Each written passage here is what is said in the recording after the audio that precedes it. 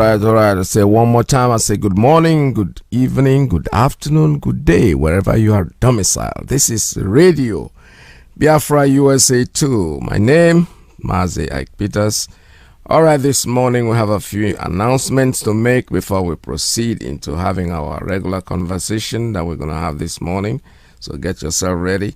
First, I want to remind you about 17th and 18th of this month. We are going to Washington, D.C. for a mega rally. This rally is very, very important for those of you, especially on the 18th. The 17th, we are limited to the number of people that can attend. But 18th is free for all. You can come in. We're inviting not just Biafrans and well-wishers, but we are also inviting Ududuwas, Ambazonians. Just come in and join us. All of us in diaspora, we're going to be meeting there to make sure that we tell the world our plight. Because everybody's talking about what is going on right now. I know. Everybody is talking about it, and the world is not keeping quiet anymore. We are hearing them left and right and center. As we proceed, there will come more. More information will come, more how would I put it? More concerns will come into what we are doing, and they are doing it already. So make sure that you attend. 18th, Washington, D.C.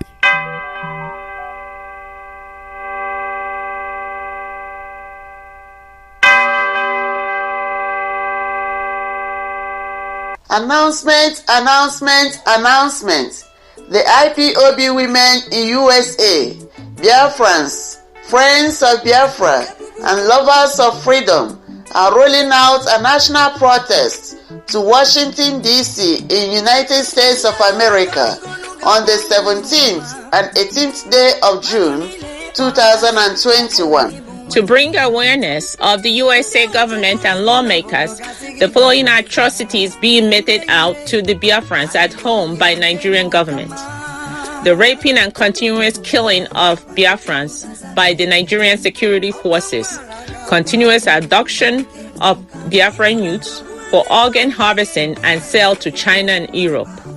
For more info, contact the following: Mrs. Bridget Okafor, IPOB Women Leader USA, 215-715-7709.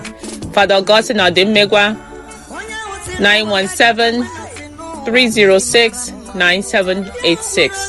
Mrs. Christiana Chiazoduro, 443-983-7493. Mazi Maxwell Dede, 798-728-8326. Miss Beatrice Okezie, 347-517-7934. Father Ben Wanonenyi, 215-954-7181. Madam Adan Nayamu Degu, 713-385-2240. Mazi Ben Wankwo, 513-616-1412. The need to stop the overall genocide in Nigeria and the urgent need to grant referendum to the agitating ethnic groups in Nigeria, even if the outcome is possible disintegration of Nigeria. Wanda Rosemary Williams, 619-381-8579. Colonel John Obona, 443-413-5119. Mazi Joe Nduka, 904-716-7106. Lady Azuka Charles Wonko, 801-928-4629.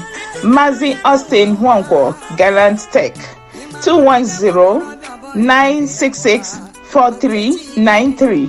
Mazi Michael Mba, Original Edo, 832-687-5673. Ambassador Anthony Chima, Gallant Brother, 917-855-3503. All hail Biafra. Mazi Chikwado Ipama, 510-807-5440. Mazi Michael Abarakwe, aka New York AM, 646-236-5246. Mazi Oliver Obi, USA Eastern Regional Coordinator 410-522-8810. Mazi Ndidi Anworom, USA Mountain Regional Coordinator 313-587-3044. Mazi Ndubueze Ejasi, USA Central Regional Coordinator 214-664-8119. Mazi Babachijoke Ndubisi, USA Pacific Regional Coordinator 818-201-8884. Mazi I. Peters, IPOB Gallant Media Representative, +1 845-283-9665. Mazi Alozie, IPOB Gallant Media Representative, +1 484-767-0848. Mazi Simon Epa, IPOB Gallant Media Representative, +1 358-451-884777. All hail Biafra.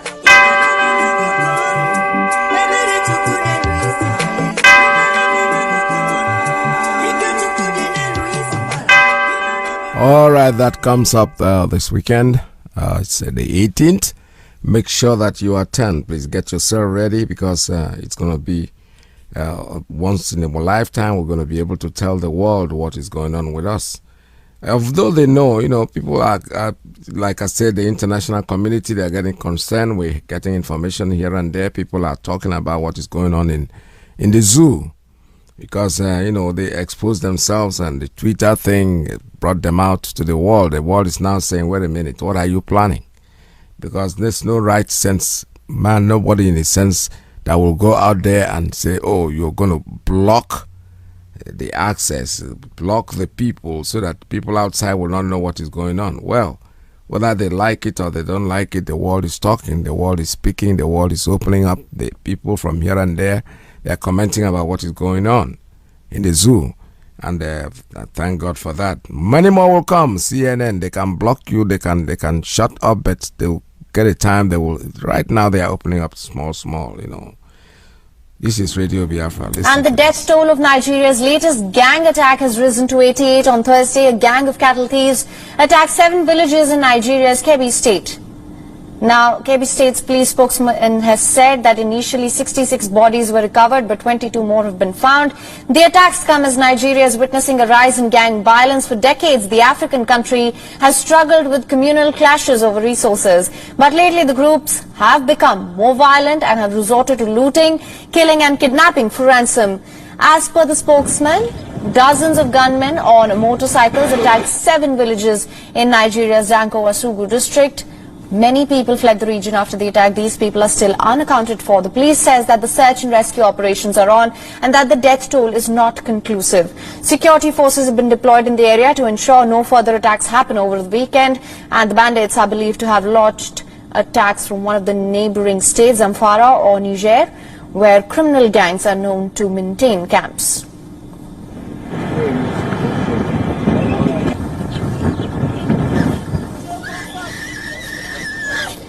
Northwest and central Nigeria are a hub for bandits. These gangs raid villages, harass residents and burn down homes. And since the last few months, they have started kidnapping school children in order to squeeze ransom from the authorities.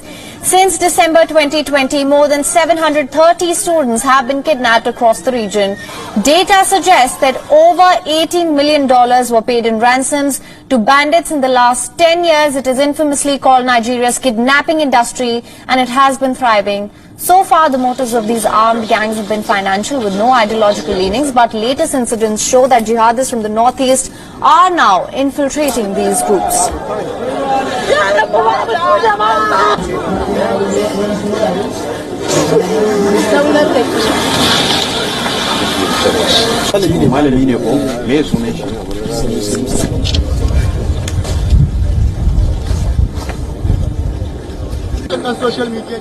Moving on, the horrific discovery of the remains of 215 indigenous children at a former residential school in Canada prompted outpourings of grief.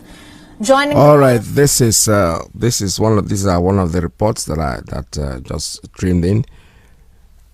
We need the international community to understand one thing. That one thing is that when they say the police and the army, they're coming in to protect and arrest. No, they are not arresting anybody.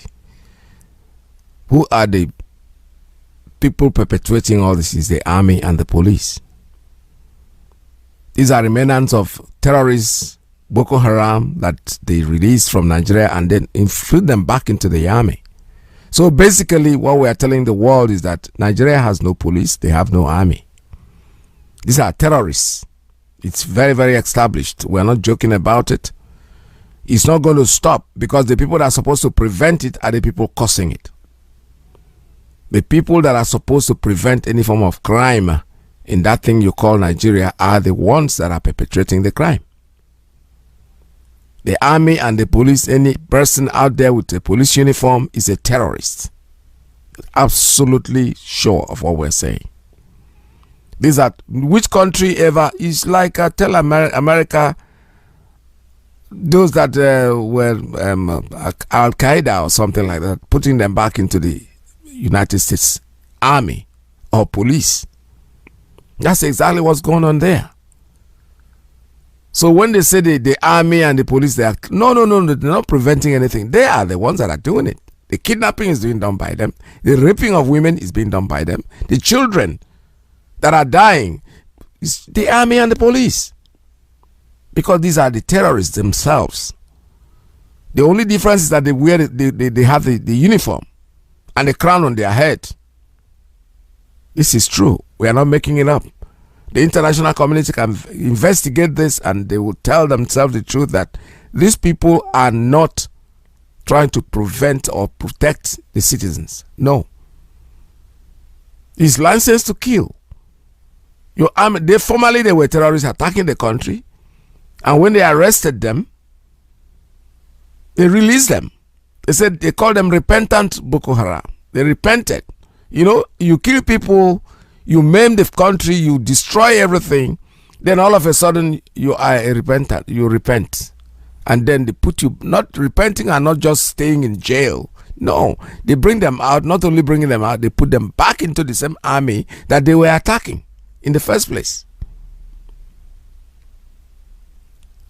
What is happening to Nigeria is that the people creating the problem are the people that claiming to save the problem, to solve the problem.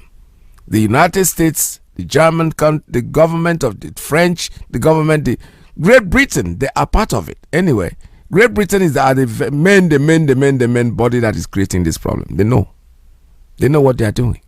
I don't know what they are scared of. Why are they scared? You've seen that you created a country that has lasted 100 years. 100 years of nothingness. 100 years of rubbish. Total rubbish. So what is wrong with you guys?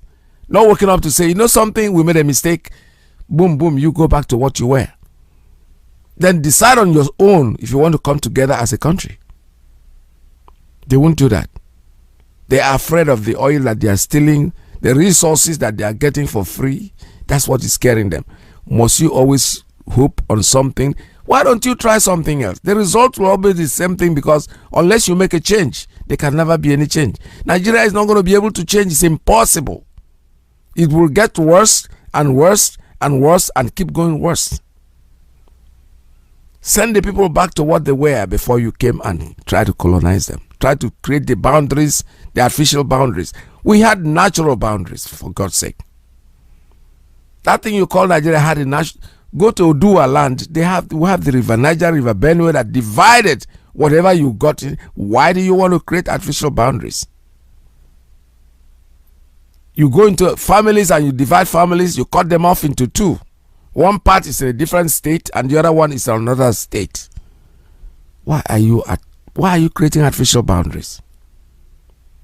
It is even forbidden somewhere in the Bible. I don't know. I'm not a biblical student, but I know that natural boundaries are things you don't want to tamper with.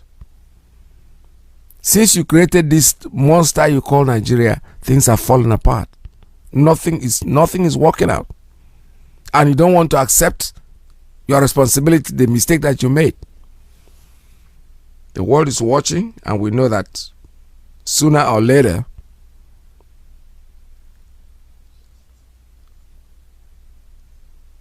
everybody will know. We are not going to give up. IPOB, our quest is our freedom. That's what we're asking for. And nothing. You either give us this freedom or you kill all of us. We are ready to take our destiny into our hands, whether you like it or not. That's what we are asking you, to give us the freedom, and the freedom is what we're asking for. We are not asking for anything that is. Somebody even wrote a book. I went through my this morning, and I saw something that somebody in America at least wrote a book about what is going on. So let us listen to this. This might be very interesting, because they're talking about a book that somebody wrote, and had to do with Nigeria. If nothing is done, and could the country actually implode? Yes, it can, and it will. I'm sorry to say that. I'm not alarmist. Nigeria can implode. It will implode. What has gotten us to this position is the denial on the leadership, is the denial on the elite that too big to fail. Nigeria is not too big to fail. When you have governors crying, making open statements, pointing accusing fingers at the president that the security situation is bad, now they are roping people in traffic. Yes, Nigeria can, and it will, unfortunately. Time in the years that have been involved in this, Congressman, you know that we have pushed, I have joined you to many meetings to push for an envoy for Nigeria. We produced this book. This is a 310-page book on the silent killings in Nigeria. It is real. It is real. There is an urgency for the United States, the British government, the French government, the German government to do something quickly as possible. And I think the best way, including doing the visits by Congress people, is for the President of the United States to appoint an envoy as a matter of urgency. What Nigeria is faced with now is existential. It is existential.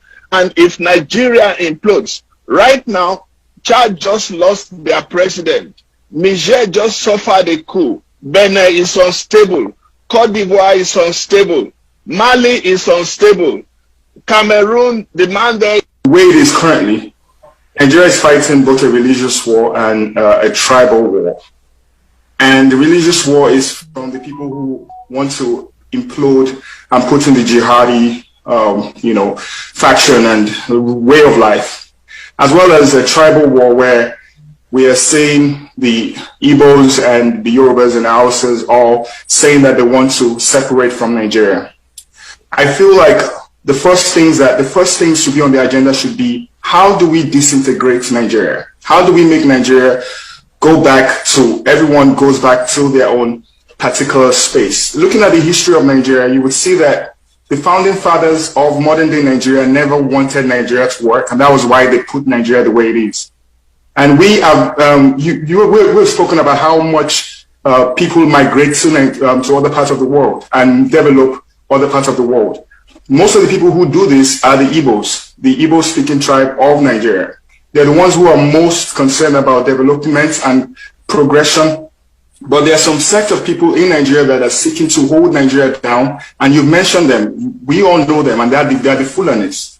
They're the ones who are hell-bent on making sure that Nigeria becomes South Sudan or becomes Syria, and just ensure that the caliphate of militants, there will be a hybrid of militants that will be sent all the way from Nigeria to other parts of West Africa to cause even more havoc for Africans.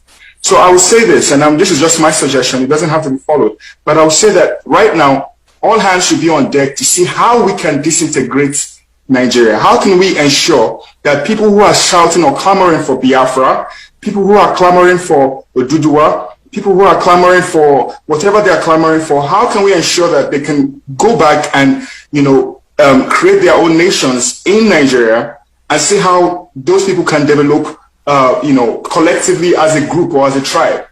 Because if not, if we continue to say that we want to go in and create a system whereby we help people in power, they've already infiltrated. We will only the Americans will only be giving the secrets to the enemies, and that's the fact. We would only be empowering the enemy for what they already. What's your reaction to what the DSS has said today? There is a warning against those who are, according to them, planning to disintegrate the country. You said the problem in Nigeria is that people who should know don't want to know, and they do not know. The security section is talking and talking and talking. What are they doing? The situation in this country today is so bad that I, Robert Clark, I cannot guarantee Nigeria staying another 6 months. All right, that's true. That's correct. That's very, very correct. And we know that. You know that. Everybody knows that. But what are we doing about it?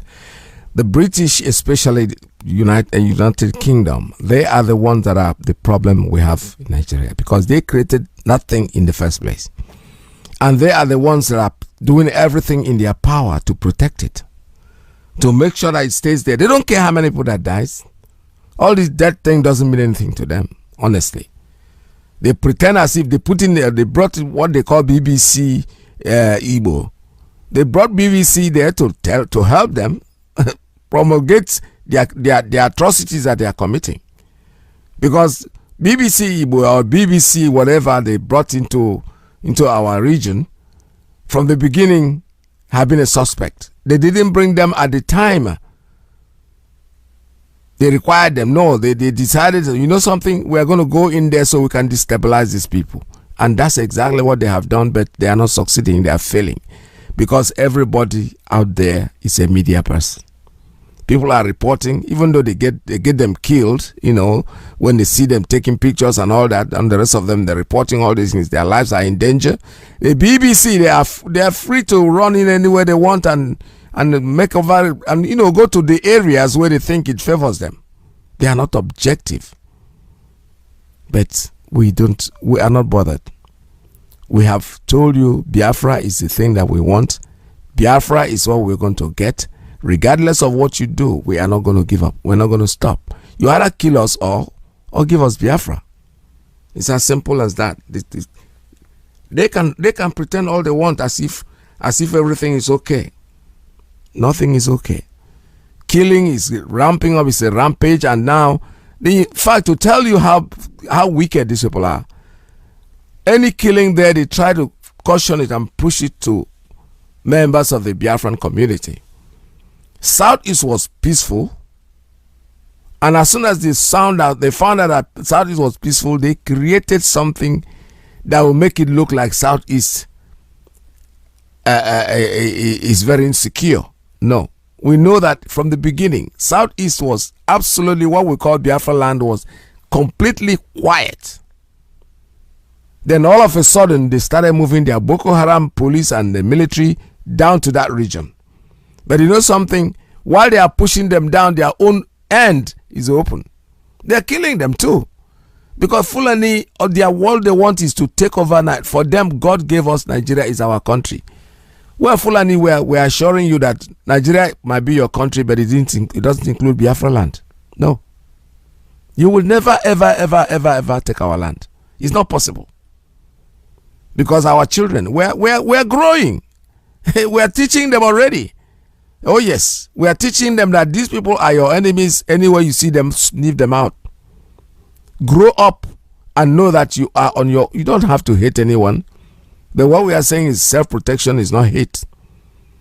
Learn to understand that these people are here to exterminate you. They are trying everything in their power to make sure that you don't exist, and you have to do everything in your power to make sure that you exist.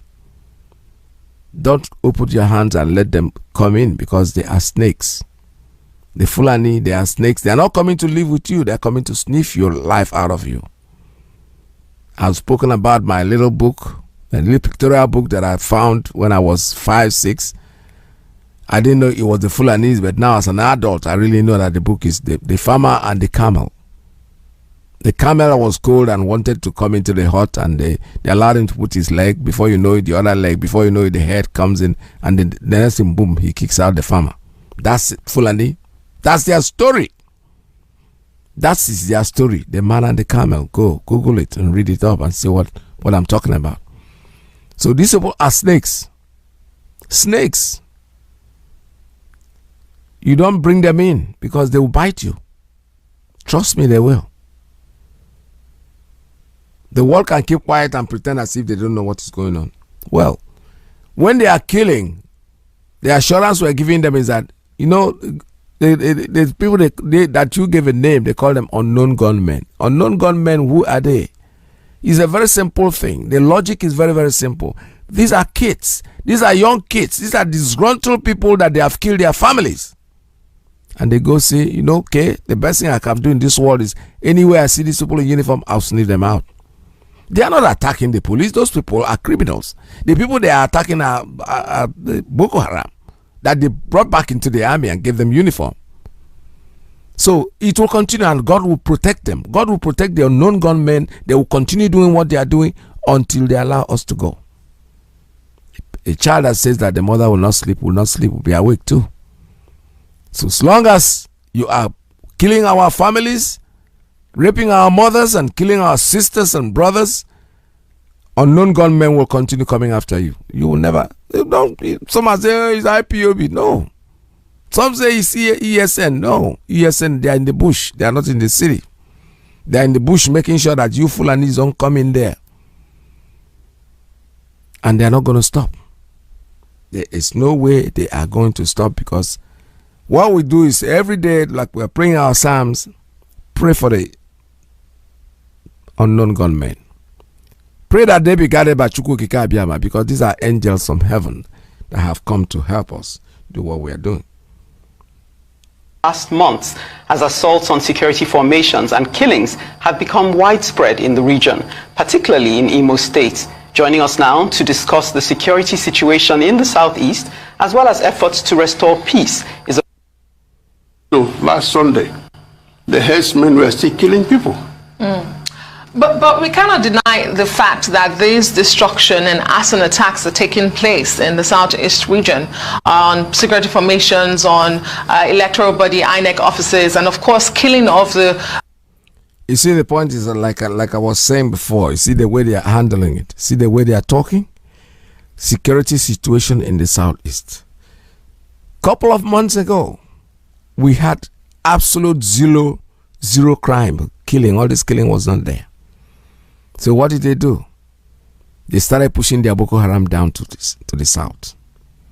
But our leader said one thing. Our leader told us they were going to come. They are not taking us by surprise. But the truth is, as they are coming, their back is open. We will kill them in Biafra land. They will all die there. We'll bury them in Biafra land. But they will not have place to go, because those that will escape will not even have a place to go back to, because their land will be taken over, which is already what is going on. You know, most of them are living in IDP camps, so they eventually will lose, and at the end Biafra will come. They will kill us. We will kill them. In the end, we are still in our home. They will not have a home to go back to, because Biafra land is going to be their graveyard. We're going to bury all of them there. That is correct. We're going to burn the bodies and just take them off our land, because they are very impure. All right, let's listen to this. The report that is coming in. I just got this one this morning. Somebody just sent it to me. Last months, as assaults on security formations and killings have become widespread in the region, particularly in Imo State. Joining us now to discuss the security situation in the southeast, as well as efforts to restore peace, is a prominent Nigerian lawyer and former president of Igbo think tank group, Iyke Godi Uwazurike. It's good to have you with us in the studio. Thank you very much. Thank you. Okay, let me start this way. Some say that to solve a problem, you first have to diagnose it. So perhaps you can help us. Recently, we saw a trending video of cows being set ablaze in Anambra State. So what is, in your opinion, at the heart of the disruption, the insecurity, and the violence that seems to have erupted in the Southeast? Well, what we are seeing in the Southeast is synchronized violence, synchronized by certain people, definitely not by Igbos. Okay. Those people who are doing that are foreigners. If you see a group of Igbo people moving, from their physiognomy, you will know. Now, one of the things that people did in the Southeast was to get close to them, speak Igbo to them, and without exception, they responded in broken English. And you saw the other man speaking on Sunday, being displayed by the police as the only surviving person among those who attended to burn the prisons again. The man was given an Igbo name. And when he spoke, he had a northern accent. But back to your question about what is really happening. In the past 2 years or more, the clamor for a president of Nigeria coming from the Southeast has been on. And if you notice, up to the past 3 months, there was no problem in the Southeast, 4 months. What happened? Suddenly, if you read some papers published in Abuja, you see Igbos are killing Northerners. You call those in the South, they say, what are you talking about? It has nothing to do with any Igbo man or any Northerner. What we are witnessing is a programmed action by some people to destabilize the Southeast, indeed the whole of Igbo land, with the message, Igbo land is unstable. If you're unstable, how then can you produce a president? That is the real key in issue. The headsmen have always been there. But if you notice, for the past 3 or 4 months, issue of the headsmen had died down. Except in Ebonyi State, where up to last Sunday, the headsmen were still killing people. But we cannot deny the fact that these destruction and arson attacks are taking place in the Southeast region on security formations, on electoral body, INEC offices, and of course killing of the security officials themselves. So the question is, how does this make a call or a point for, or an argument for inclusion, if you say marginalization? Let us listen to these idiots when they talk. They're killing police, they're killing the army. These are terrorists. INEC office, who brought the present governor of Imo State to office? Is INEC. They are the ones that conduct the election.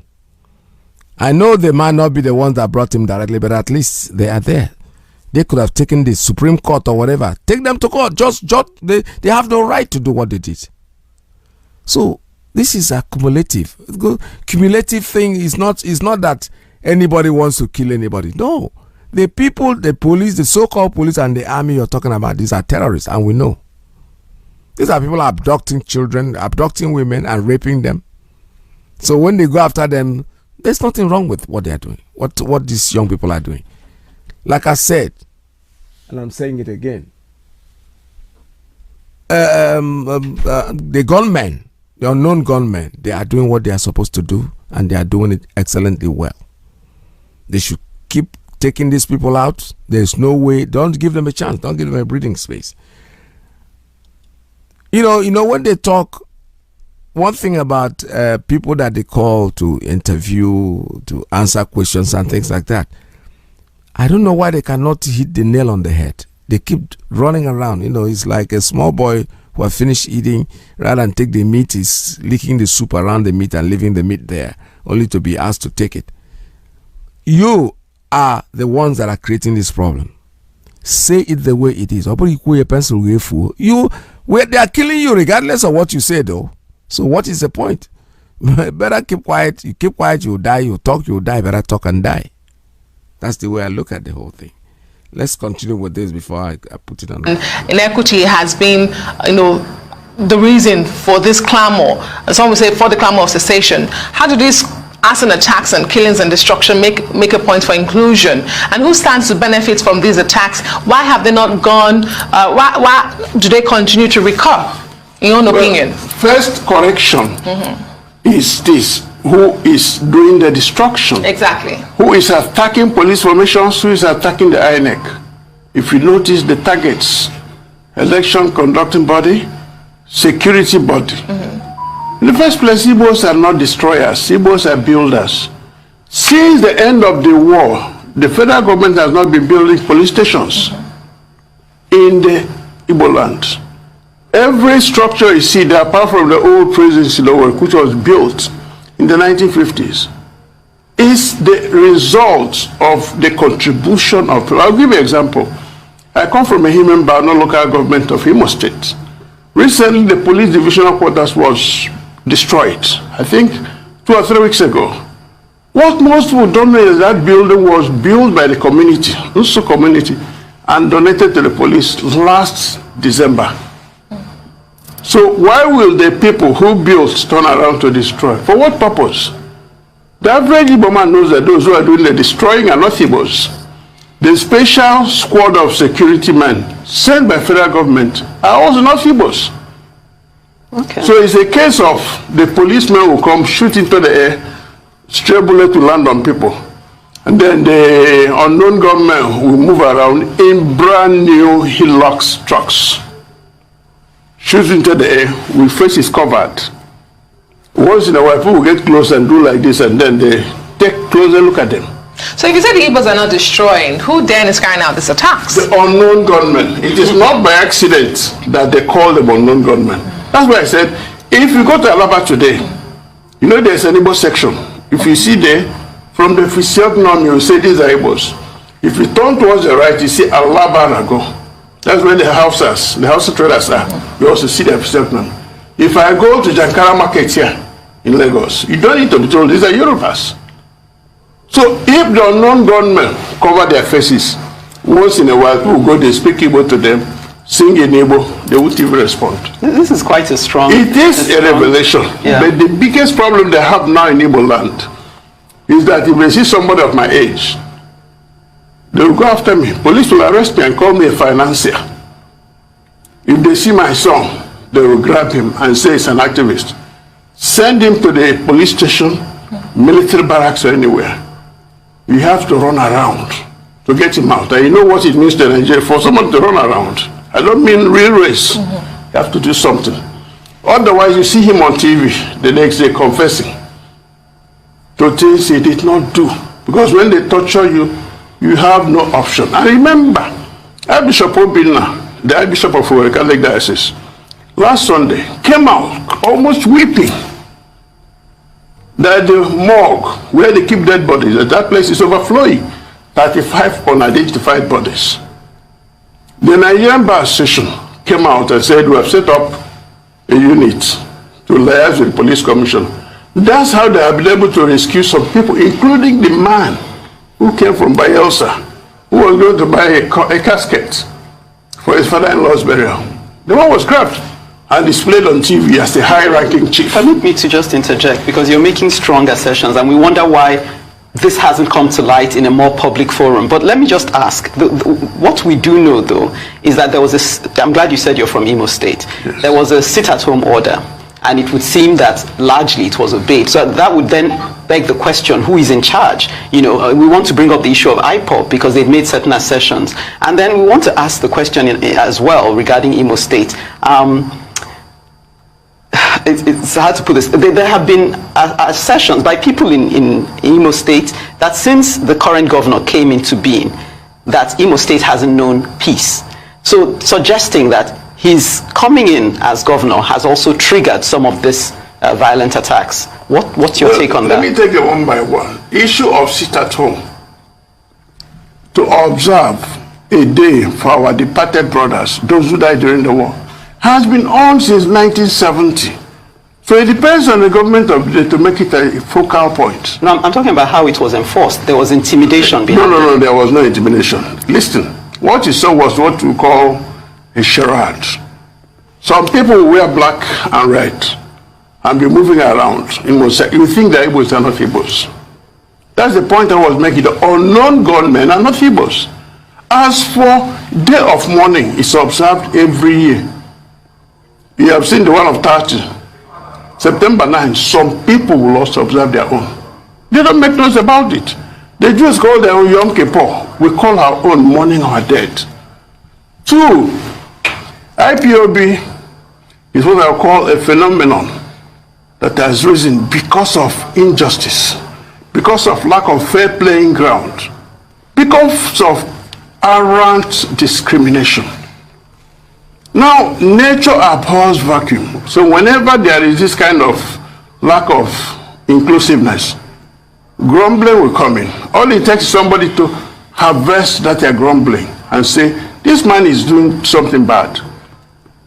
Let's see what I can do. Believe me, the average person will join. On the issue of the governor, yeah, but I leave it at that. Is the governor in charge of any security force there? No. If he says something negative, they'll go against him. You know where he lives in Owerri? It's called a fortress.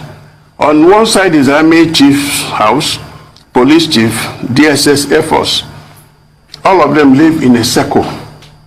And the police headquarters and the prisons that were just burned down, you just opposite them. Okay. CCTV showed all those who do the attacking.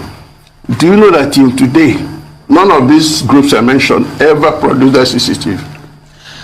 And I mean, a lot of people watch will be wondering, why is nobody being brought to book?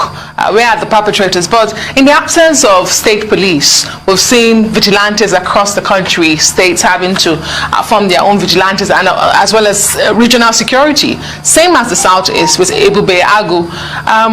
They don't seem to be making much headway. What have the governors got wrong when it comes to security of their states and, of course, the region, Southeast in particular now? Well, I don't want to call it intimidation from Abuja. I also don't want to call it timidity of the governors. No. Let me say it's a case of 3 political parties having governors in the Southeast. 3 political, PDP has 2. That's Enugu and Abia. Enugu has always had a Bibago. They have a name for their own and they have bosses for them. Abia State, yes, its own is not as elaborate as that of Enugu. Imo State also passed a law a long time ago outlawing open grazing, and they also passed a law establishing a Bibago. But then the governor said he has sent some people to train the military barracks in Anambra State so that when they come, they form the nucleus. Now, the man in Anambra also has his own. His own method is different because there are 3 parties. They have different methods. Abga said, okay, if you kill a cow, you pay. If you kill a human being, you pay. And they're enforcing it. So when they're talking of a Bibago to them, they may say we have something different. The man in Ebo, you know, he has just joined APC. And he's also the chairman, so he's been drawn on one side. Unfortunately, his state is the worst hit by the killer herdsmen. Up till this Sunday, we're still killing. Now, the governors are also, well, I think they're handicapped. But remember this, there are killings all over the country, in all the zones. And in terms of number, in terms of statistics. All right, let's stop this because why I want to stop this right here is because, like I told you, when they want to talk, they will never tell the truth. They know the truth, but they're hiding the truth. And how can you get a result when you're not telling the truth? It's unfortunate. If you ask about the governor, what is he doing wrong? The governor is not doing anything wrong. He's just that he's not a governor. He was nominated and put in there. The people did not vote him in. Come on, guys. Tell us, just say it the way it is. Nothing will happen to you. When you go and take somebody who is number 4 in an election and make him and put him there as governor, you think the people are stupid? They frustrate him. They'll make sure that he's not a governor. He's a nominated. He's not elected by anybody. The Supreme Court brought him there. The Fulani Janjaweed, they just sat down around in court and said, you know what? We're going to put this man there and let us see what they are going to do. The man will never find peace. Uzodinma is wasting his time. He can never sleep because he has violated the law of nature. You can't do what you are doing and think you can get away with it. So this question of disgruntled, these are not they asked you why is he having a problem. Just simple answer. He was not elected by the people. The answer is so straightforward. Stop being politically, like I said, if you don't want to come to TV to say something, get prepared. You have to really talk. Don't go there and eat mano because it's not going to work. Also Dimba or also Dimma, whatever they call him, was not nominated. He was not elected by the people. They just picked him, handpicked him, and put him there. Kuro eye in the broad daylight. They fabricated, and then there are people there, where you think they are stupid. They can be singing. Some of them, can go there and say, "Oh, our youth, so we are supporting the governor." Yeah, right. When the comes to become, you know that they don't even supporting him. They are not stupid. Nobody is foolish. The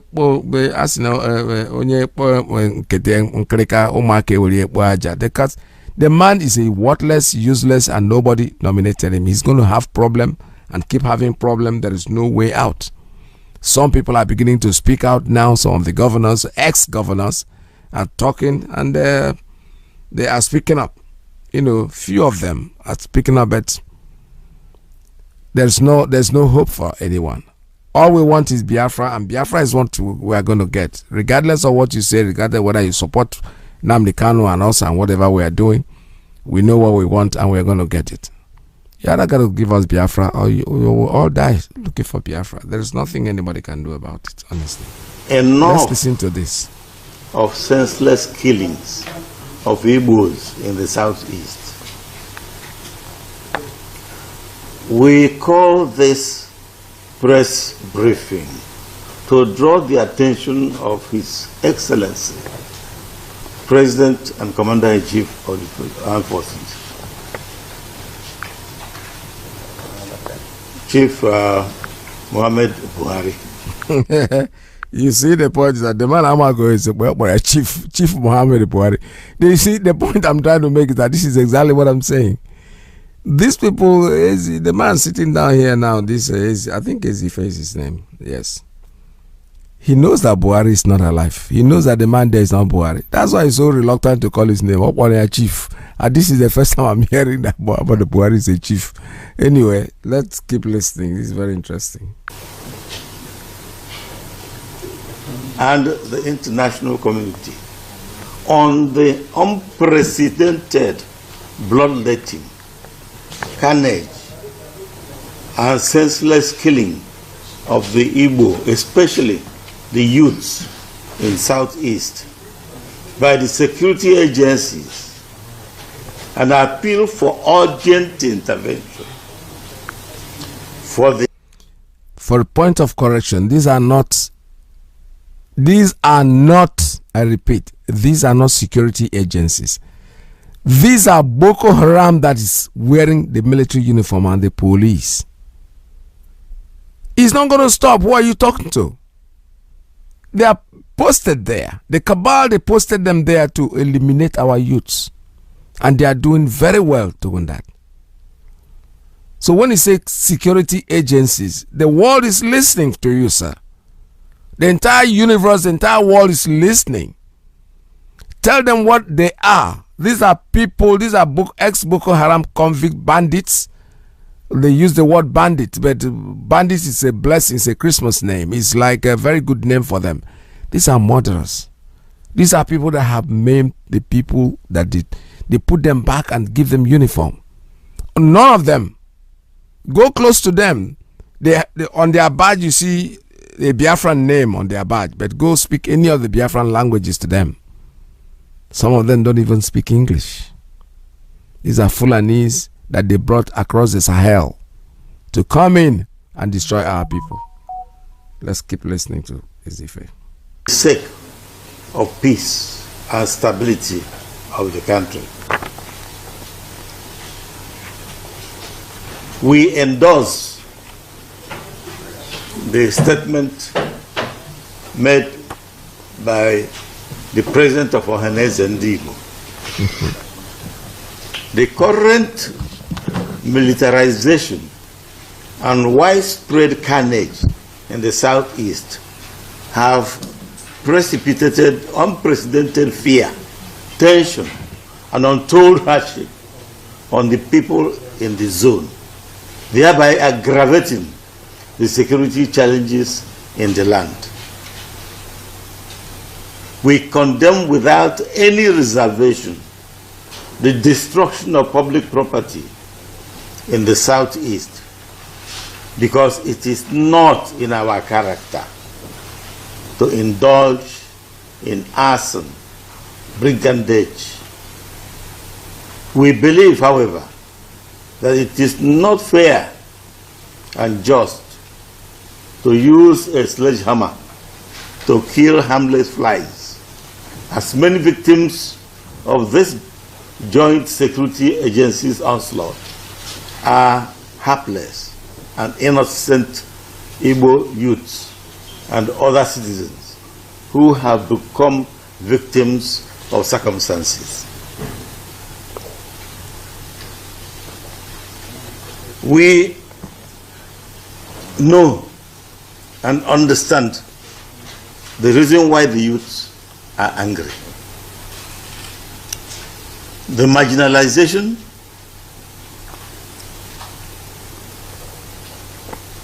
exclusion, humiliation, and other negatives and deniers meted out to Igbo make the young ones very angry. And that is the talk. All right, I don't think I want to go on with that because this is very irritating. It's getting. I didn't listen to it before now, but he's trying to. Like I said before, you either don't say something or you just make sense. If you don't know, if you are not courageous enough to come to national television to make this kind of pronouncements, forget about it. First of all, you see the way you are nervous. You are not talking to, especially on a video.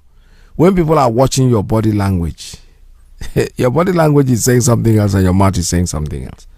There's fear in your eye. What are you afraid of? These people are old people like me. So what are you people afraid of? Say it the way it is. These are planned people. Say security is not in our character to destroy public property. What property are you destroying? Most of the police stations were built by the community. Oh yes, in my community, I know Kletu Beto, right in front of my house at Newi, he built one and gave it to the police. These are things that many people do, not the federal government that is building it. So what is wrong with destroying it? Since it's not serving any purpose. It's not a government property. It was given to them by somebody. Without people at the likes of Cletus building that police station, do you think police will bring any police station in my place? Come on, man. So when they destroy, don't say they're destroying government property. It does not belong to the government. It belongs to individuals. These are people that just coughed out their money and then built a police station and handed the key over to them. And they are not even serving any purpose. And the people occupying them now today are terrorists. And you're telling me that unknown government and shouldn't do well, God will bless them. God will continue protecting them. There is nothing anybody can do to stop them. Let me open up the line for you to have your conversation this morning at 646-920-4541, 845-344-7984. That's the line for the WhatsApp. Then we have the Principal Officer's line at 929-406-9953. You can also call me on Signal 845-283-9665. So far we have been talking about the insecurity in our place, and they're trying to make it look like our home is insecure. They created that situation because they want us. So that is what they are trying to do. Is they want to have a reason to hang us. A reason to make sure that we are crucified. But you know something, they will never succeed. They will always fail. That is the truth. It's a guaranteed truth. I have a call. Let me take this one as the first caller this morning. Caller, good morning. Tell us your name and where you're calling from. a very good morning to you, sir. Welcome to the program. Thank you, sir. They were my brother, they were my elder, they were my father. Mazi, I'm just laying on you today because some things that I need to put some records straight. First, I want to thank you so much this morning because you have done a very good job this afternoon by the whole enlightenment that you brought to the people of Biafra, and everyone in the world is listening to us. Everyone is listening to us now, from Cairo to South Africa. They are listening to us. And we need to put this record straight. Mazi, yesterday you made a pronouncement of banning anyone that comes to the radio to divide our people more from what we are already. You remember? Yes, I did. Yes. Mazi, I want to tell you something. I am a chief that I got from Ohanese. In this struggle, I've been there since 1999. I've been there. I was there from the start of Iyke. You know why I brought this? There are chiefs, there are pastors, there are bishops. We have so many that are in this struggle. Please, I am begging our people, whatever title that you have, we have one leader, Mazi Nnamdi. I would beg everyone to respect that man for the sacrifice that he has sacrificed for the people of Biafra. I beg all of you in the name of God. Pastor Chris White came to the radio yesterday. If not, we are going to adopt that in our leader say that DNA tests are going to be done. Some of the people, if I want to call them my brother, I have to hide my mouth sometimes. Our leader have put in this template on the floor. They have teach us who we are as people. Somebody asked you a question one day. He said, grant somebody to come and tell us the history of Biafra. You said that our leader have done even greater than anyone or anyone that is even you like a father to our leader Mazi Nnamdi Kanu. Very, very older than him. And so many other people. They cannot even tell the story that this man have come to tell. We knew who we are through this man. He becomes a mirror to all of us. Who is Iyke? Who is these people? They are our people. You come to the radio to tell us about your people, your sister that was killed by an Iyke person.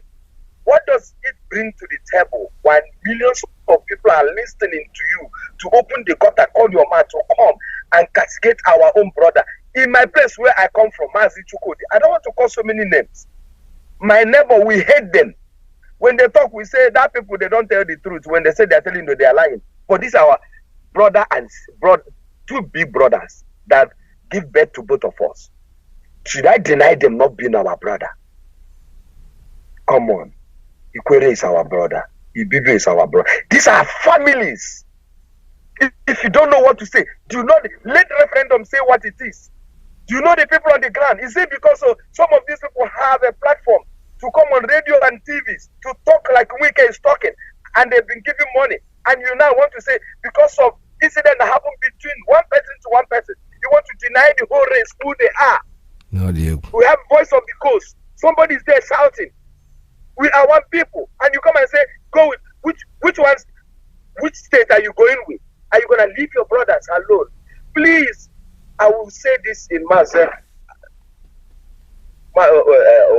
Later on Mazi's program, because nobody should come on the air again and tell us who we are, and tell us to go with this state or this particular thing. Because I love what our brother did, our brother from Finland that is always fighting for the freedom of his people. Anayo, he came and lambasted our brother that came to the radio to talk against his people. Nobody should come to our radio again and talk about who we are as people. We know who we are. Referendum is going to say who we are. That's right. Don't divide us anymore. Mazi, everything that you say this afternoon, I'm just going to say last thing. Regarding our people who goes to the TV and their body language is saying different things. Mazi, just give them 1 month from now or 3 weeks from now. They are all going to be saying it the way it is. They are scared. They are worried. But you see that worry. They are coming around. They are coming gradually. Our elders. Soon they will say it the way it is. But on the day of judgment, we are going to remind them what they have said. Who elected those of them that came and go to the hospital and see the body of the youth that they are going to lie around his house so that he can tell us why he bring military, why he bring police and army to come and kill the youth in Owerri. Owerri had become a war zone. Everyone is running away from his house because you want power. You see that power, you and your family, and you and the APC people who has led you to do this to our people are going to go 6 feet. Oh yes. Elohim business that we are not going to forgive any of you that have killed our young people. Yeah, well, thank you so much. Thank you very much. Yeah, like I was trying to say, they keep on hiding in their, their mouth is saying one thing, their body is saying something else. You're asking why is they ask you why do you think that the governor of Imo State is having all these issues? Just go straight to the point. He was not elected. Oh, the person that is asking you is expecting you to give that answer, but you are not courageous enough. The man was not elected. He was nominated by the Supreme Court and put in there to do what? To do nothing. All right, I have a call, straight line. Caller, good morning. Tell us your name and where you're calling from. Thank you, my brother. Hi, Peters. This is Mazi Ndukokoro. Ndukokoro, your regular caller from my location. Welcome, welcome to the program, sir. Thank you. Thank you.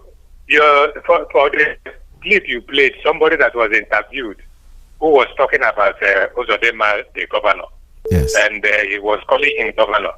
And you came up to say Uzodinma was not elected by the people. Yes. Yes, Uzodinma was not elected. I hope Uzodinma was imposed on us or forced to be a governor under the barrel of the gun and perfumed by the courts.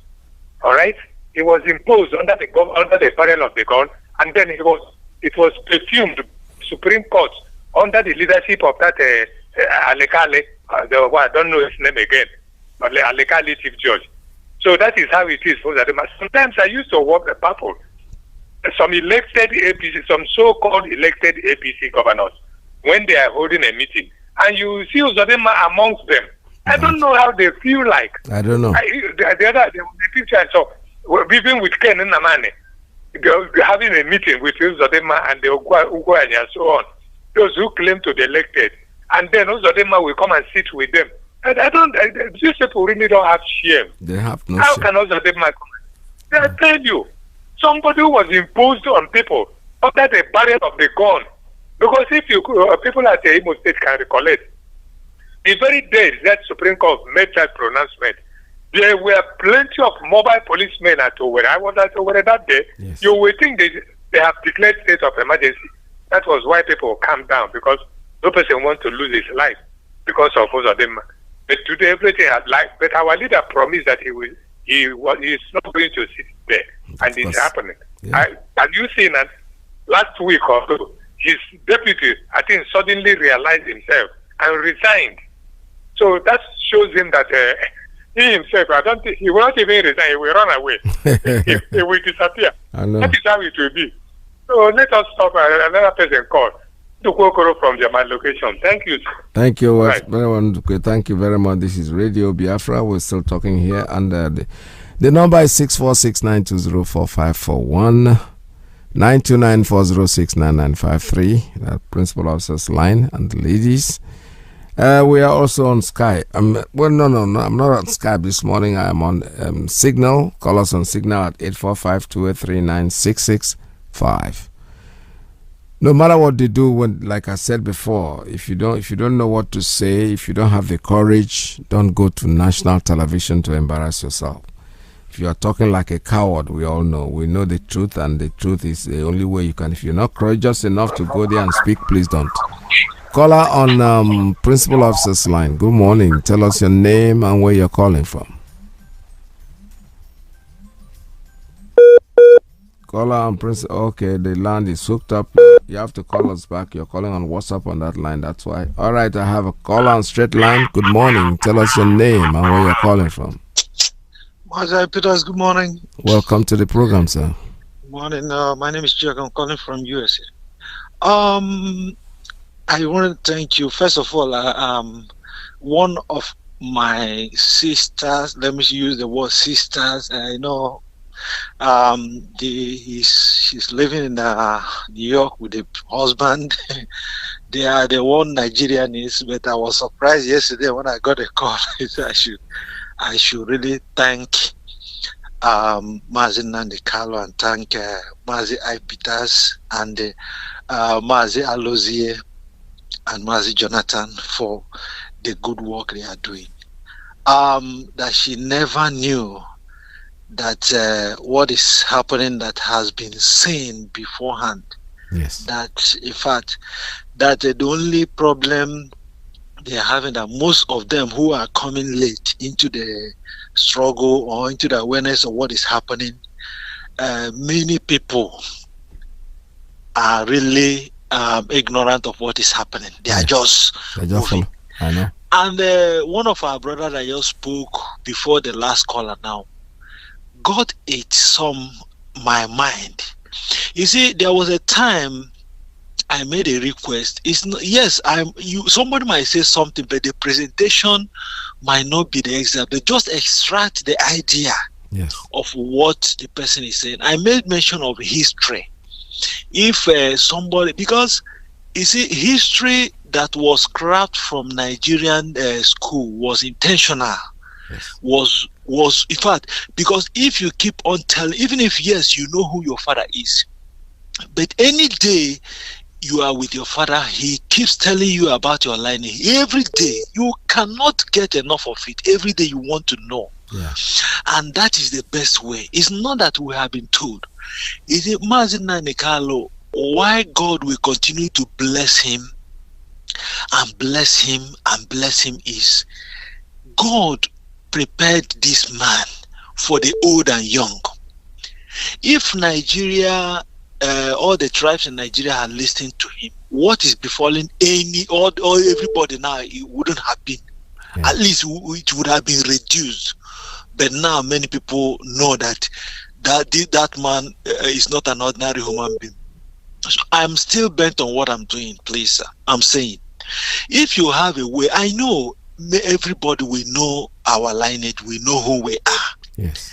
You see, the problem we're having, even the coastal, our coastal brothers, many of them are deprived of this history, genuine history. I listened to Mazi yesterday, and the brilliant brilliant section they had with our coastal brothers. Yes. You say that such section, if is availed to the common people in the coastal region of Biafra land, frankly speaking, what we are saying now will not be saying it that way. Yeah. Many of them are deprived of that.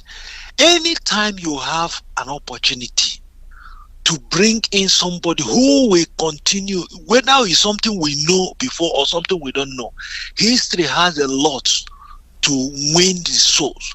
People who are ignorant of this thing, once they come in, as I told you, people who will come tomorrow, many of them will be more crazier than we are now. Absolutely. So I just want to bring the greetings to you all who are doing the justice in the radio. You people are doing so wonderful, frankly speaking. I really appreciate it. But anytime, even if on voice record, even if one of those, the traditional rulers in the coastal region, they say something, they can record something. Even our journalists can move to any of their palaces. Biafran television, there was a time they did it. If you can air it, and the man will just say something about that coastal region to encourage their people. Look, we are the elders. We know who we are. These people came and divided us and all this. You broadcast it here. It will see it will go a long way. Yes. Because it will help those are brothers that always say, well, let's forget about these 5 regions and all this. Please, we are one people. We can't leave our brothers behind. Thank you very much, sir. Thank you so much. All right, thank you very, very much. This is Radio Biafra USA 2. Like yesterday, I said it on my program here. I encourage people to say whatever they want to say, but you see that area of go with the no, I don't want it anymore on my program. It's no point. There is no point at all because it's also not making any sense. You cannot castigate. You can't leave your own. Do you know when I go Bible? The Bible already told you that if you have 100 cows and one of them run, please leave the other 99. Go after the one. Don't let it go. It's not just cow he's talking about. He's telling you now one negi, no matter what. And don't forget that before anyway, some of you are young, and let me use that word. And you have not been taught any history, so most of the things you are talking, you don't even know what it is. For me, there was no difference between Okrekaman and somebody from Okigwe. They were the same thing. It was after the war that they started splitting, and then they divide homes into two, and one side is one side, the other side is the other side. Let me take a call. Caller on straight line. Good morning. Tell us your name and where you're calling from. Yes, Mazi. Good morning from here. Welcome to the program. Yes, Mazi. Today's program is a wonderful program. Yeah. Good morning, Biafrans. Good afternoon. Good night. My name is Judo Kafo. Judo Kafo is from Agbo. Agbo is in Anioma. Anioma is in Biafra. And Anioma is 100% Igbo-speaking people. Mazi, one thing I have to say about this issue about go with 5 states or wherever that people are saying online everywhere. In fact, those people that are writing it, they are not IPOB member. Exactly. And they are not even Biafrans, I can say. Because if you are IPOB member, you know the manifesto of IPOB. IPOB means the indigenous people of Biafra. Our main objective in IPOB is to gather Biafrans all over the world together, including the Biafrans in Biafra land. Our aim objective is to gather our people wherever they are, wherever they have been divided to, put in that confusion. That is the main aim of IPOB. And that's why Chukwu Abiyama sent Mazi Nnamdi Kanu to come and gather his children in the Zoological Republic of Nigeria, so that at the end, all of us together, we enter the promised land that Chukwu Abiyama has prepared for us. But I see some people writing, go with 5 states. Don't go. Those people, they are not Biafrans. I will categorically tell you that 100% of those people, they are not Biafrans. They are either Yoruba or Bini people that are writing those things. And they are opening a fake account and answering Chinedu and Okafo and putting something online. So you are there jumping up and down. Let's go with 5 states. The people that are writing that thing is a fake account. We are all tuning to it now and putting comment. Go with 5 states. Leave this one. Don't leave that one. It's a fake account. Nobody should be deceived with those things they are writing on social media. If you're an IPOB, you are a Biafran, you know your people, you know your family, you know your brothers and sisters. And together, we are all one people. First of all, Biafrans, I'm just going to give a brief history about the Ika people and the Anioma. Because our history has been dotted and written by a foreigner. Just like one man all the way from England came and discovered River Niger. He wrote a book that he discovered River Niger. But there were people living by the river band. And what was that name? Today, they say Ika people and Anioma are from Benin. Bull lies. Go and read the Ika history. We are old people. And that is why you have a land in the Ika land that is called Igboakeri.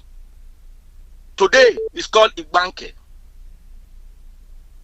Do you know the man called Idu? It's an Ika man. Idu is not a Benin name. We will write our history. The name Idu is not a Benin name.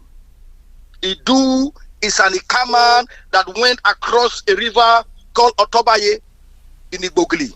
There's a place called Igbogli in Abavo. The man that found Abavo, his name is called Awu. And Awu is the father of Idu. Awu is related to a village called Igbogli. He went across the Igbogli River to found Otobaye, Urome, and Ugba. And that is why for 500 years, the Benin Empire fought with the Iyke warriors to claim our land. Iyke land was a big, vast land. 500 years, the Iyke people fought with the Benin Empire. After the Benin Empire have conquered Uroboland, Ijoland, and other small ethnic group, and made them their slave. But Iyke people refused to be a slave to Benin Empire. And today, somebody is writing and saying the Iyke is from Benin. It's a lie. We are Igbo people. And that is why the Anioma as a whole formed 87% of the Igbo dynasty. Go and read the history of the Iyke people. Iyke Afo Ori and Kwa came from Iyke land. The first king of Iyke land has 4 children, 4 boys. They were dumb and deaf. In fact, they left Iyke land to sojourn, and they never came back. They left with a basket on their head. And today, their name has been immortalized in the Igbo dynasty. Let people go and read histories. The Anioma people, they are not from Benin. The Iyke people, they are not from Benin. We are Igbo. And that is why we answer the name that we answer. We were never a conquered people. We are free people in Iyke land, in Anioma as a whole. We are Igbo. You cannot go with 5 states without taking Igbo Anioma people.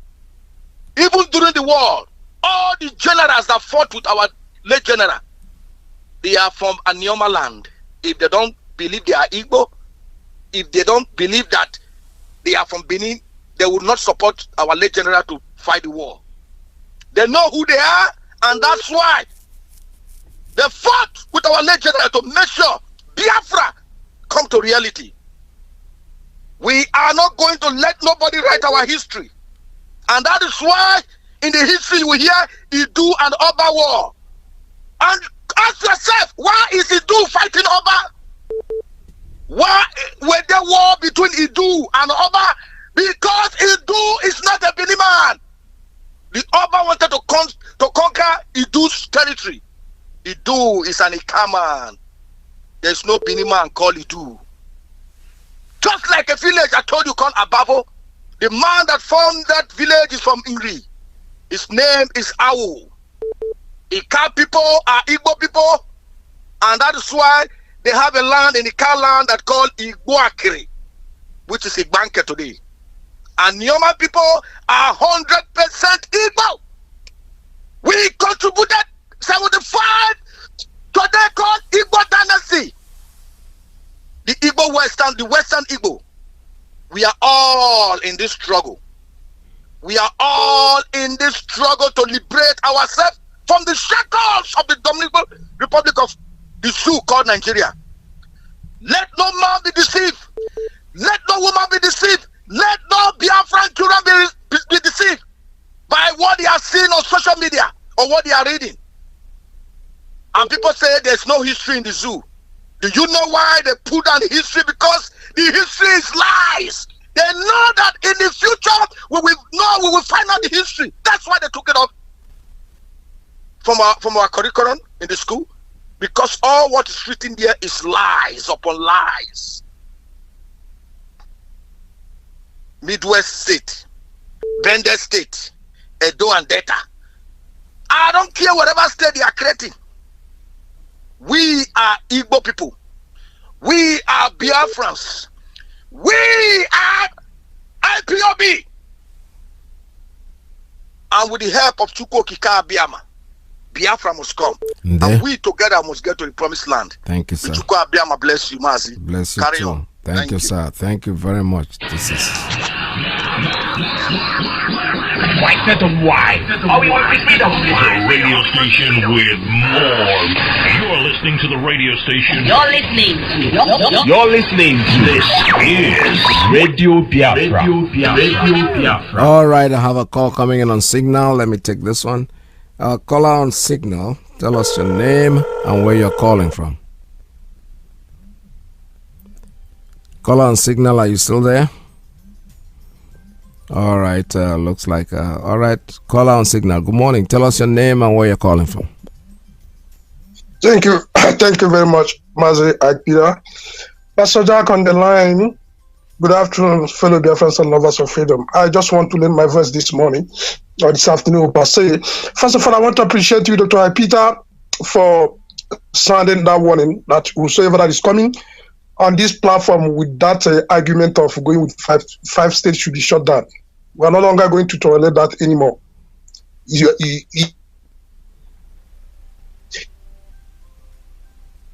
Of all Biafrans, what are you?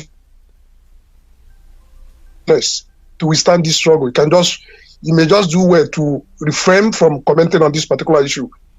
The enemy cannot push us and tell us where to fall. That's right. It is not possible.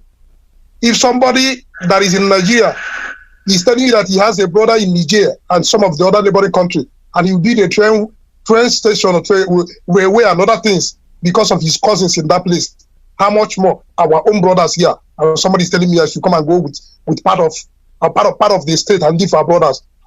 It's not going to be entertained or welcome again on any other platform. So those of them online, they can be happy. They are happy for themselves. We know ourselves, and nobody have that power or authority to speak for Biafra. Only referendum will speak for every individual. So having said that, I want to go straight to the so-called, whether intelligentsia or the so-called leaders, political leaders and traditional rulers. Now, we are coming to you because you people, this group of people have been one of the major setbacks we are having in this quest for Biafra restoration. And we have come to the point where we will no longer tolerate anybody. You see, this is a freedom fighting.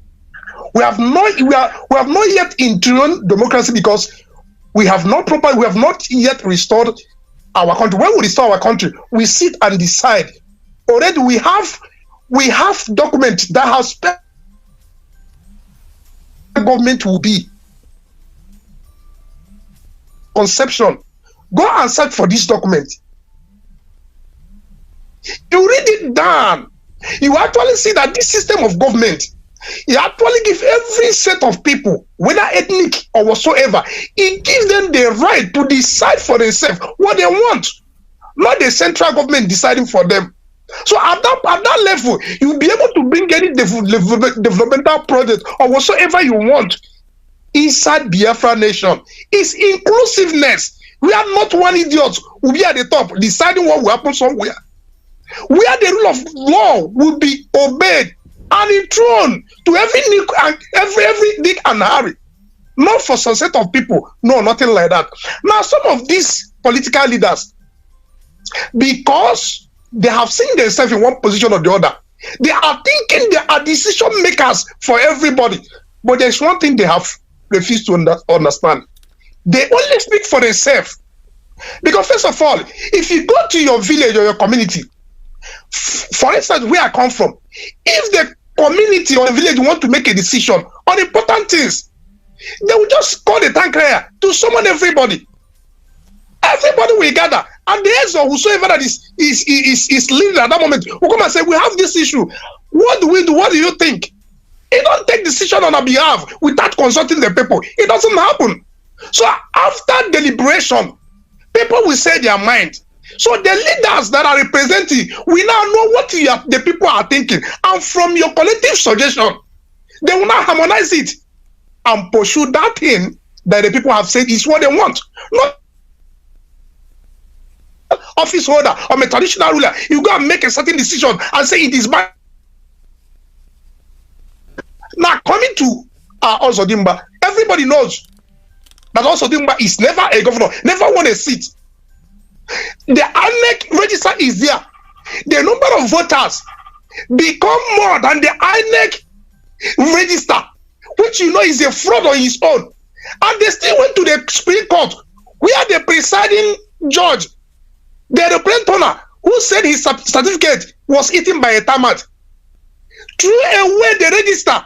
Doesn't care whatsoever evidence they have, whatsoever experience they have, because Fulani decided that they're going to change Imo State and place somebody who will give them access to conquer Imo State. They brought Ozodimba, and because he was hungry for power, he thought he can do anything.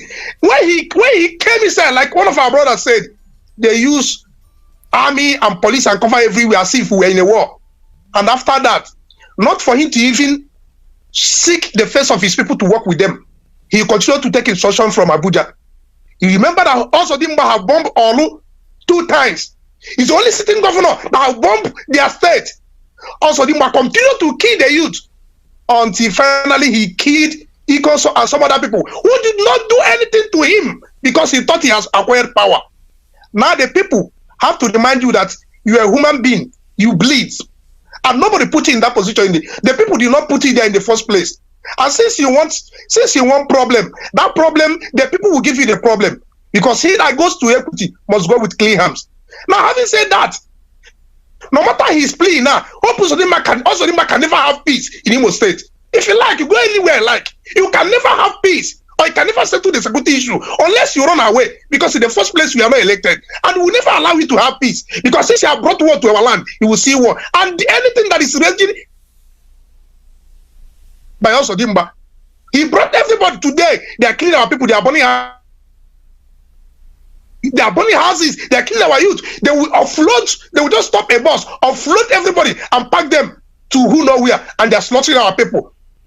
Now, these political office holders, we want to tell you one thing. We know you're entitled to your personal opinion, but you see, when it comes to this Biafra restoration, this pursuit, you only have your opinion. But the era of you going to television or they call you in Abuja, you go there and play for one Nigeria. We have come and gone. That area will no longer exist. If you do, we will deal with you. It is not a threat, it's the truth. Because you are setting us back. You don't speak for all of us. It is the referendum that will speak for us. So when you go there, your political officer or whatsoever, you say we must remain here, or you say your highness or whatsoever, my dear, we will come after you, because we no longer take that rubbish anymore. When we have our Biafra restore inside Biafra, you can say whatever thing you want. When we set up our government will run according to the wish of the people, not the dictates of one individual.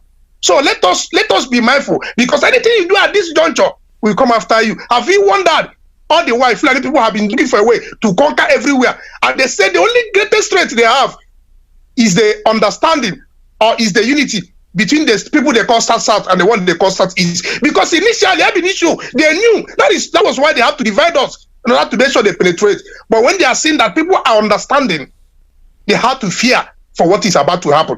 Therefore, we will continue until every part of Biafra will be complete, and they will give us Biafra. If they like, they should threaten up and down. All of us will either die or we get this Biafra.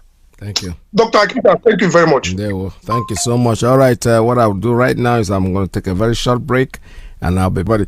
All right, I have a call coming in on Principal Officer's line. Good morning. Tell us your name and where you're calling from.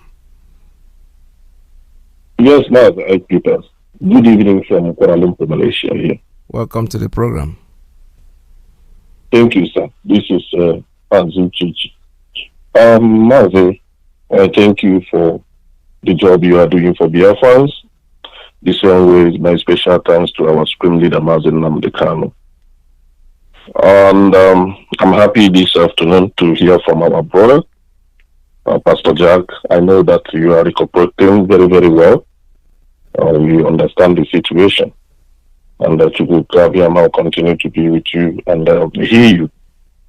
Also, the genuine IPOP fighting to make sure that we are being removed from the dot, which we know from the day one will never be a dot. Mazi, do you see that the narrative is fast changing? Like the second to the last caller, Judo Kafo, that he just put it the way it should be.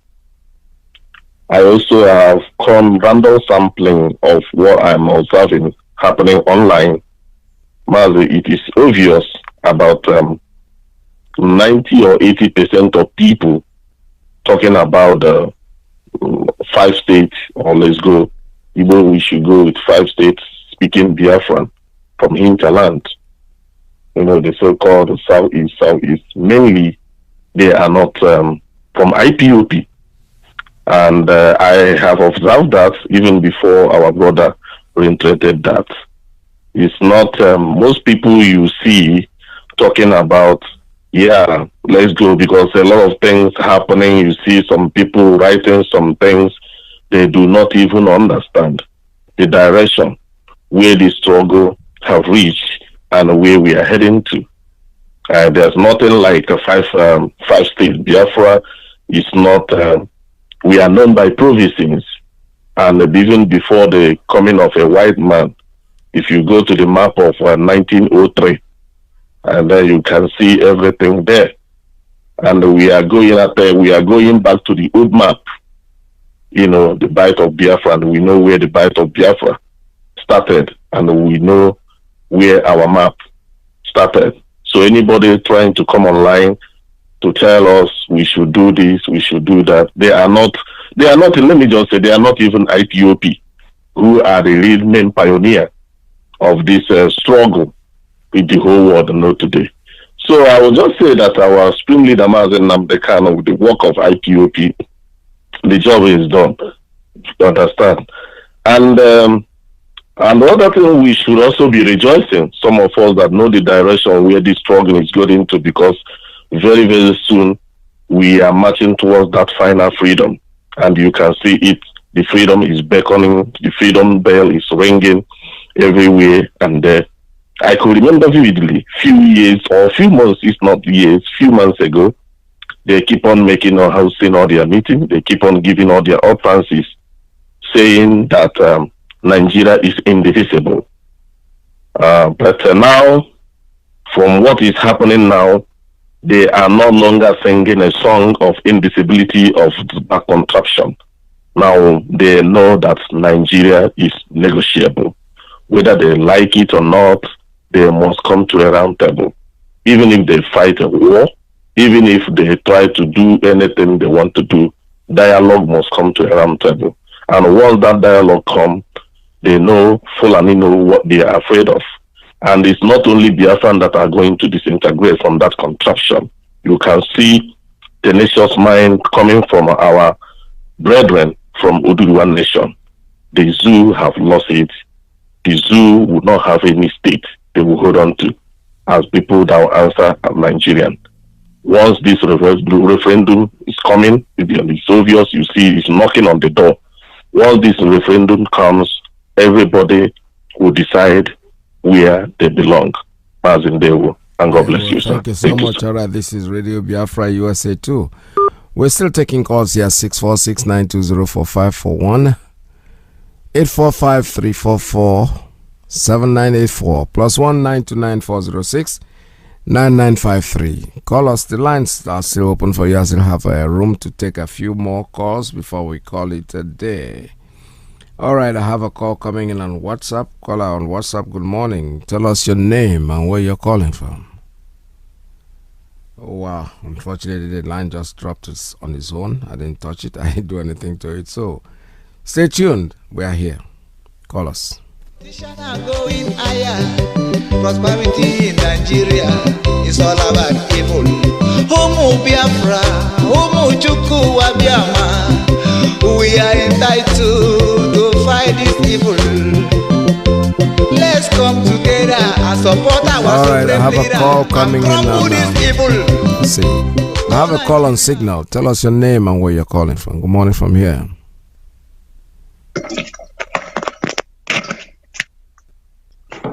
Mazi, hi Peter. Good morning. Welcome to the program. Society it's true. On God day. I know. I was Shalom watching yesterday. Sorry, I'm not going to daddy. I'm not going. I'm calling from my location. You know, yesterday when you were people were making a section, I mean suggestion and then contribution, I was boiling in my mind. I tried to reach you out, I couldn't. I said maybe that is one of those things. Yeah. One day, any day you call, you get. That's your lucky day. Yeah. So glory be to God, and my regard to all IPOB members all over the world. I'm the servant of the Most High, Mazi Nnamdi Kalu. You know, there's one thing most people didn't understand about we IPOB, the indigenous people of Biafra, and our leader, whom God sent. He came to restore or save the lost sheep of Biafra, which comprise both South and Southeast. South House and we, the lost sheep. So anybody telling you about 5 states of these things, that person is in fact, he has something in his brain. Maybe he's not loose a bit that need to be fixed. How can people from Mauritania, Chad, Niger gather together and call themselves for Fulani, and then giving you order, the owner of the land, and telling you who is your brother, who is not your brother, how many people are where to go and where not to go in your own father's land? And you are although most of our brothers have said that people that are making that exception are not IPOB members. So we shouldn't bring that issue on table, because we know who we are, and we are going with the whole of our brothers and sisters. Our leader have always mentioned these things in his past broadcasts, that they divided us after the war. Yeah. They divided after the war just to despise Biafrans, just to put confusion in our brothers and sisters. That is when they divided us. It's after the war they divided us. So people keep calling this that will go with which 5 states? Are we 5 states? If you see the old map of Biafra where it started, when we started, oh my goodness.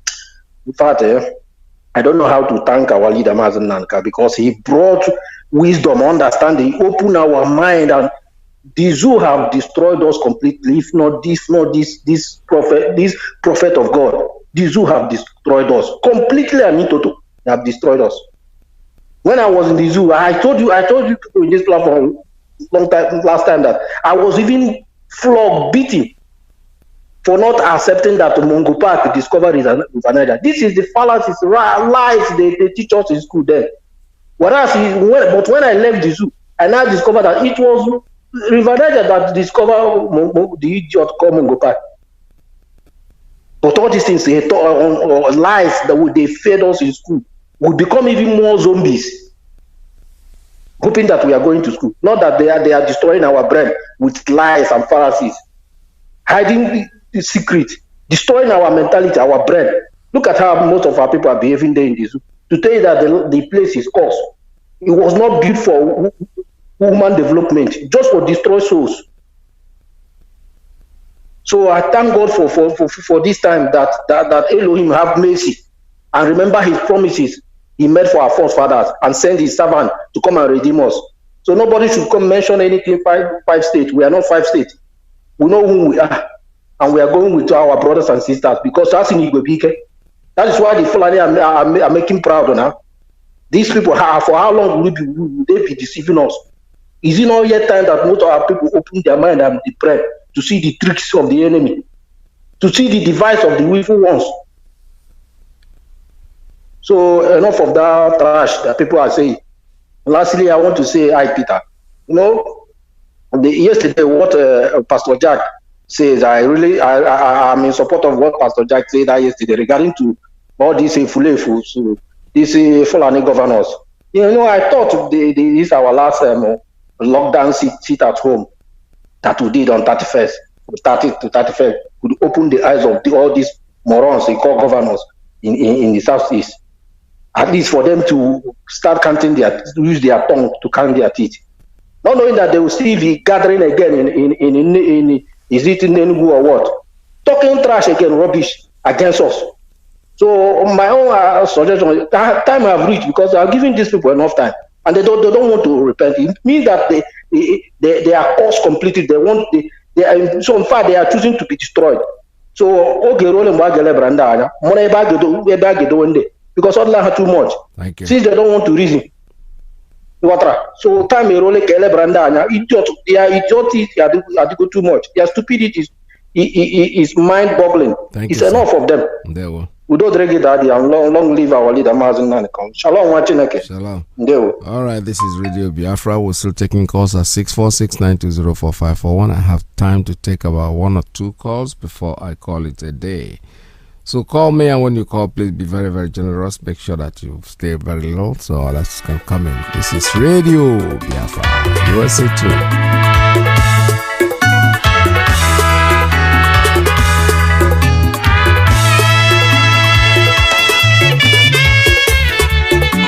All right, I have a call coming in on straight line. Caller, good morning. Tell us your name and where you're calling from. Mazi, good afternoon from here, brother. We're calling from my location. Welcome to the program. Thank you very much, my big brother. Mazi, I appreciate you, I appreciate our leader, and I appreciate every Biafran that is working assiduously. Mazi, do you see that clip you play about that interview?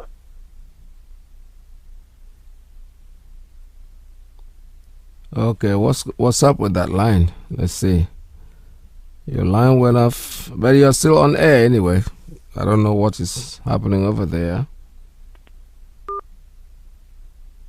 All right, the call ended itself. Let me take another call on Principal Officer's line. Caller, good morning. Tell us your name and where you're calling from. Caller on Principal Officer's line. Are you there? The line is... Am I coming out, Mazi? Hear me? Yes, I can hear you, sir. Go ahead. Tell us your name and where you're calling from. Okay.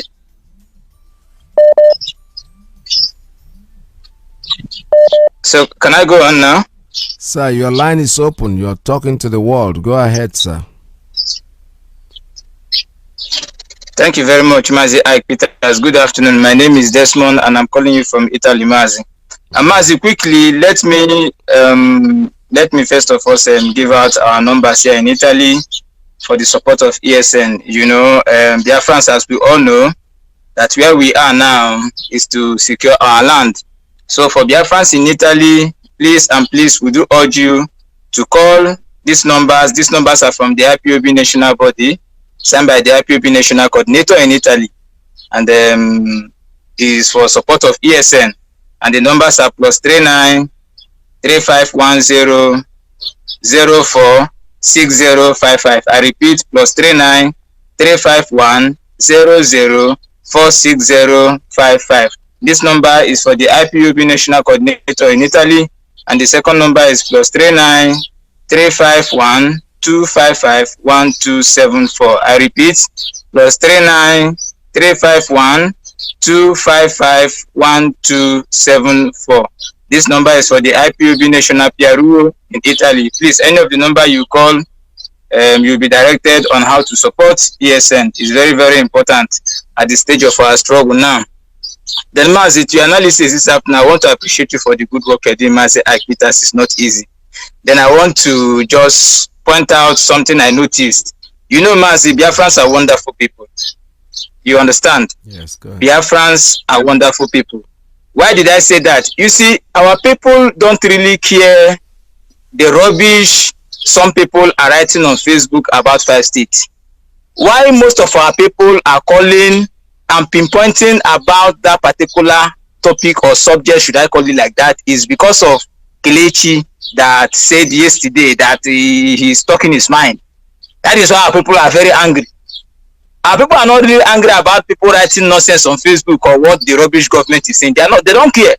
It's because of Kelechi, because they know that Kelechi is one of us. You know, he is one of us, and I think he's a very formidable because he has been calling and making contributions. That's why our people, that's why I say Biafrans are really wonderful people. You see, there is no how, I keep saying it, that we can leave any part or any inch of Biafra land to anybody. It's not something we can contest. A referendum we decide. But if they don't want to bring up referendum, then we will take our territorial control. That is all. That is it. I mean, anyway, they know. So let me not dwell on that. But I just want to say the Biafrans are wonderful. And I want to pinpoint something about security in our land. I want our people to observe that this annihilation, this genocide is not only going on gone. It's not only going on the way the military are shooting our people, killing our youths in our land. They should understand there are some form of accidents that has been happening in our land that are involved with all these trailers, some Dangote trailers and some of all these trailers that are going on in our land. I think these accidents are intentional, because when you look at the accidents, one happened, I think it's about 3, just within an interval of 2 weeks. We had about 3 of it like that, and many people died. If you calculate people that have died in that 3 accidents, there are almost more than 50. You know, and if you look, the drivers of those trailers, there is no account about them. Whether they escape or they die, we don't always know. So people that are driving commercial buses along the whole ways of Biafra, because we don't have good roads in our place. So people, because, and why is this accident happening at this time? You know, so people that are driving commercial buses, when you see these trailers coming from far, please and please be careful and don't go close to them very, very well. It's very, very important. Our people must understand that these people driving these trailers are janjaweed, and they are intentionally using those trailers to cause accident, to kill our people. That is what I observe, and I have been wanting to say this, you know, since that last week, but I have not been able to call any of the platforms, you know, but now I'm happy that I'm saying it. So people driving bus across the whole of Biafra and even people using private car, when you see all these their trailers coming from afar, please and please try to dodge them. Try not to close to them. Try to give them a lot of distance, because these people, they intentionally cause accidents. They intentionally cause accidents to kill our people. That is what I want to say this afternoon, Mazi, and God bless you for your good work. Thank you. Continue. There is no talk back. Biafra is the destination. Thank you very much, Mazi. All right, thank you so much. This is Radio Biafra. Let's see what time we have now. We don't have enough time to take any more calls at this time, so I have to shut down all the phone lines and wait for another day tomorrow to be together again. All right, so we have actually done with our conversation today. Unfortunately, somebody's still calling, but I can't. I'm sorry, I can't take any more calls. Can pass any information that you actually, if it's something very important that you require, just tune into Mazi Alozie. Alozie will be able to answer most of your questions that I know. I'm guaranteed.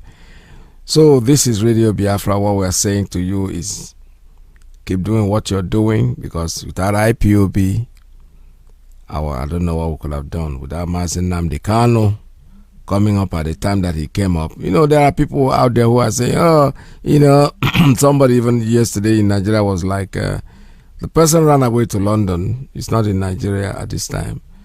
These are the what Nigerianists. You know, they obeyed the order, but they sit at home because people were threatened. Their lives. Why are you fooling yourself? Why are you lying to yourself? The truth is that whether you accept it or you don't accept it does not really matter to us. I'm only saying don't castigate anybody who does not want to adhere to what we're doing, because eventually they have no choice. One of our brothers who called from I think Washington this morning was telling me about the one Nigerian who said that now he started listening to radio. Most of them don't even listen to the radio. That is the point.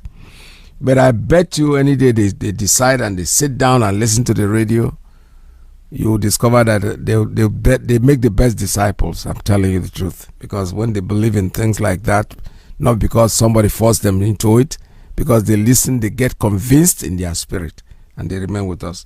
I am going to call this an end today, but don't forget, we still have to remind you that Biafra for us is our religion.